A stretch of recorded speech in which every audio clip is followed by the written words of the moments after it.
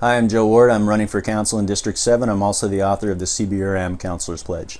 I just wanted to start today by giving props to all the families that got your kids back to school. I know this year might have been a little bit stressful with the 17 school closures. Those of you that were affected by that had to get your kid into the new school and figure all that out. Probably for the students as well, there's a little bit of stress. They're excited to get back and see their friends, but this year a few might be worried whether or not the friends that they made the last few years are going to be in the same class and stuff like that.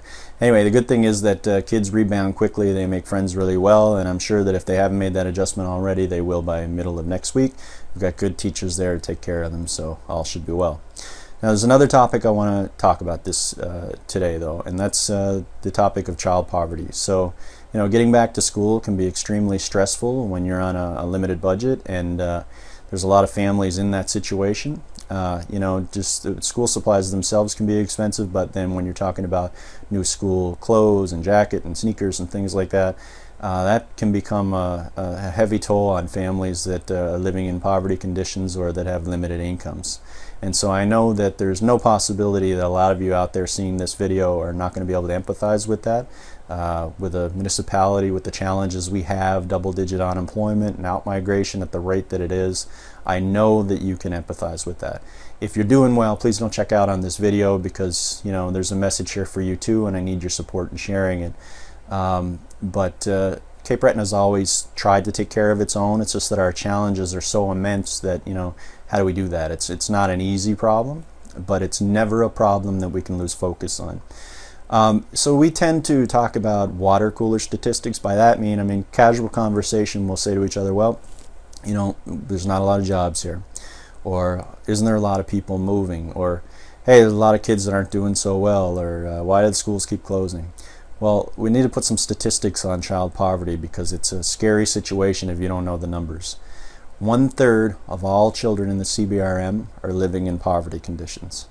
Now, it gets even worse when you consider the most vulnerable kids age 6 and under. There's actually 46.2% of all those children are living in poverty situations in the CBRM. Okay, so we're talking almost half of all our most vulnerable children are living under the poverty line. It's not acceptable. We understand sort of how we get here, but it's not acceptable. It has to be a focus. So my ask for you today is that during this run up to the election, you're going to have a mayoral choice, you're going to have district councilor choices, whatever district you're in. I want you to make sure that you press your candidates to make sure that child poverty is going to be an issue for them. Whatever that solution set ends up being, I can guarantee you that there has never been a problem ever that's been solved without making it a priority, without recognizing that it exists and saying that we have the will to actually tackle it. So you have a mayoral candidate that's telling us that he's going to make it his top social priority, and you have a mayoral candidate that has a history of not doing so much and sort of suggesting that it's something that other levels of government need to tackle, not us. So you know what, however you vote, just pay attention and insist that this really be made a focus and that this isn't something that's forgotten about after the election. And the same goes with your district councilor candidates. Challenge them to make that a focus too. So that's where I come in. I don't get to set the mayoral mandate. What I do get to do is create an influence. So if you elect me, I will guarantee that child poverty is never going to be something that's forgotten in council. I'm going to be making constant reminders to my fellow councilors, and whichever mayoral candidate is successful in getting elected this year, you put me before council and I'll make sure that they don't forget about this issue. They don't push it away and sort of say that it's someone else's problem. I'm going to make sure they recognize this as top priority. So that's my ask for you.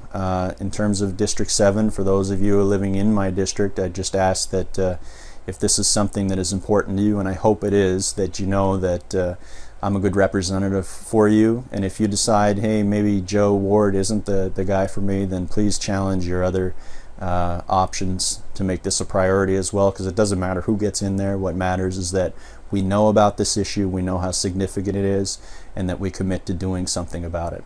So I thank you. Any of you that would like to share this message, I encourage you to do so. So that's all for now. I don't mean to be a downer because it is an exciting time of the year to get back to school. Kids are going to have a lot of fun, mostly at recess and lunchtime perhaps, but just keep those statistics in mind. 1/3 of all children in the CBRM are living in poverty, and 46.2% of children 6 and under, the most vulnerable, are living in that situation. It's unacceptable, and whoever you elect to serve you has to make that a priority. Thank you.